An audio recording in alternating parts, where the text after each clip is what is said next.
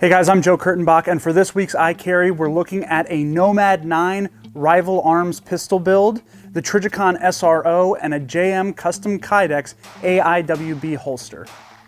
As you guys have already seen from the iCarry series, the Glock analog pistols are popular because they allow shooters to enjoy the advantages of the Austrian Wonder gun, but not necessarily be tied to the look and feel of the original. In fact, they have access to that enormous aftermarket for parts and accessories.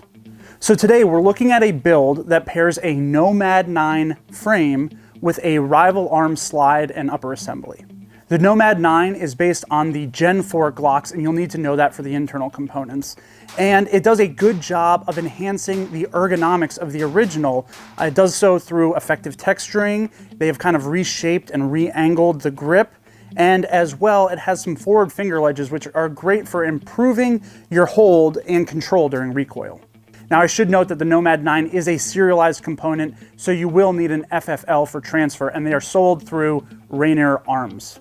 The slide and upper assembly was all built from parts from Rival Arms, and I have to say that they are precision machine components that are not only functional, but frankly, they're beautiful. The slide itself adds a little bit of flair with these windowed cutouts, which allow you to see that bronze finished barrel. But it's also functional in that the cocking serrations fore and aft are very effective, and maybe most important, it's pre-cut for a Trijicon RMR pattern optic.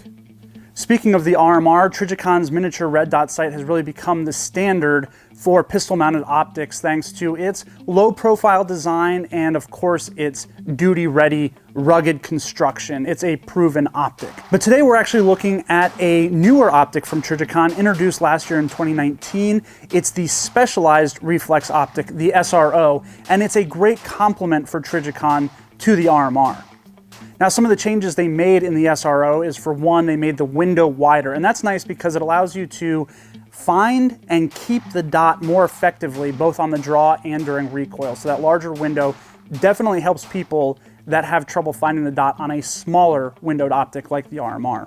As well, they moved the battery compartment to the top. It's a top opening battery compartment, which is great because removing the RMR to change the battery was kind of a hassle, and that is just eliminated smartly by Trijicon in the SRO. But they still retain a lot of the features that really worked well for the RMR, including those large profile buttons on both sides of the optic. It's got that rugged construction that Trijicon's known for, and maybe best of all, the SRO shares the same footprint or mounting pattern as the RMR, so any gun that you have that's ready to accept an RMR will also accept the SRO. Now, rounding out this rig, we have a JM Custom Kydex AIWB Wing Claw 2.0 holster. It's a little bit of a mouthful, but one thing that I want you to remember is that if you choose to carry in the appendix position, it's important that you have a holster that's specifically designed for that method of carry. And when it comes to appendix rigs, one of my favorite makers is JM Custom Kydex. Tony and his team over there do a great job, and they know what they're doing. They've been at it for a long time. So the Wing Claw 2.0 is a great holster to kind of illustrate some of the features that facilitate successful appendix carry. For one, it's Kydex Construction. I don't have to tell you that where you're going to be carrying an appendix holster is kind of a humid region of the body, and you really want a material that's going to stand up to that.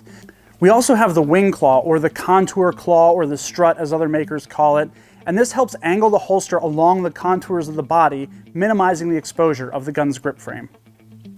Finally, we have the neoprene angular muzzle pad, and this is just a little bit of cushion between the Kydex holster and your body, but it also ensures that the muzzle isn't pointed at any sensitive areas. I also want to give JM Custom a little bit of credit for being one of the very first makers to have a design for that Nomad9 frame. So for more information on the products you've seen here, be sure to stay tuned at shootingillustrated.com and be sure to check back for more iCarry videos.